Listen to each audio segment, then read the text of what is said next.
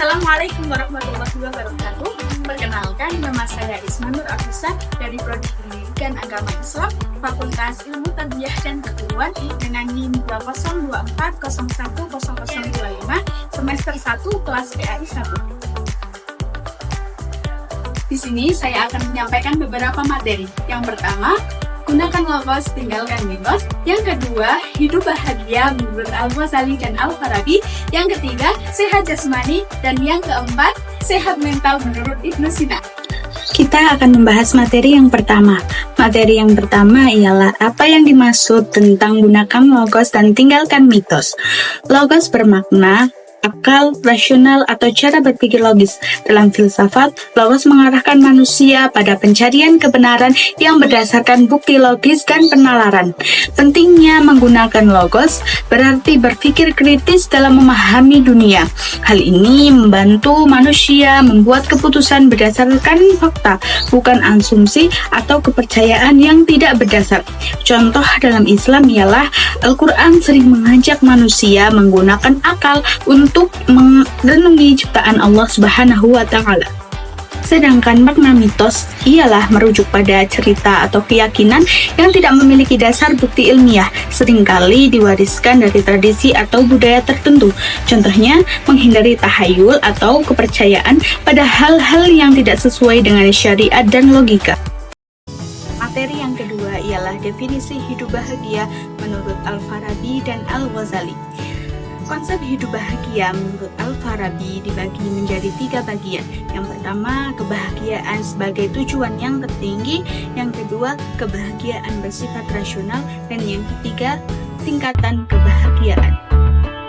Sedangkan konsep bahagia menurut Al-Ghazali ialah kebahagiaan dunia dan akhirat. Dan yang kedua, 3 langkah mencapai kebahagiaan, yaitu tazkiyatun nafs, ilmu dan amal, juga kedekatan dengan Allah. Sedangkan materi yang ketiga ialah sehat jasmani.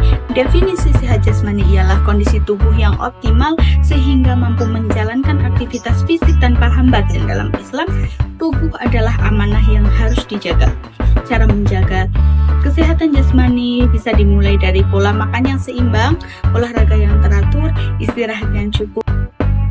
Sedangkan materi yang keempat, sehat mental menurut Ibnu Sina. Pandangan Ibnu Sina tentang kesehatan mental. Ibnu Sina dalam bukunya Al-Qanin fi At-Tib membahas bahwa kesehatan mental sama pentingnya dengan kesehatan fisik. Beliau menyatakan bahwa jiwa dan tubuh saling mempengaruhi. Jiwa yang tenang akan mendukung kesehatan tubuh. Sedangkan cara menjaga kesehatan mental menurut Ibnu Sina, ya ada 4. Ya, 1. Mengelola stres. 2. Berpikir positif. 3. Menjaga hubungan sosial. Dan yang keempat, meningkatkan spiritualitas. Jadi, kesimpulan yang dapat kita ambil ialah kehidupan ideal melibatkan 4 aspek utama. 1. Logos, bukan mitos. Mengutamakan rasionalitas untuk memahami realitas secara logis dan membangun pengetahuan yang kokoh. Kedua, kebahagiaan menurut Al-Farabi dicapai melalui akal, dan kebajikan menurut Al-Ghazali melalui kedekatan dengan Allah dan penyucian jiwa. Yang ketiga, sehat jasmani, memelihara tubuh dengan pola makan yang sehat, olahraga, istirahat yang cukup sebagai dasar produktivitas.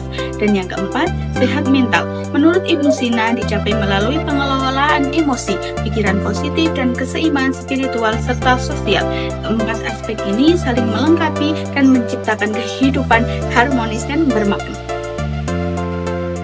Keselarasan jiwa dan tubuh. Ibnu Sina menekankan bahwa menjaga keseimbangan antara kebutuhan fisik dan mental adalah kunci kesehatan secara keseluruhan. Sekian materi yang dapat saya sampaikan. Semoga bermanfaat. Saya akhiri. Wassalamualaikum warahmatullahi wabarakatuh.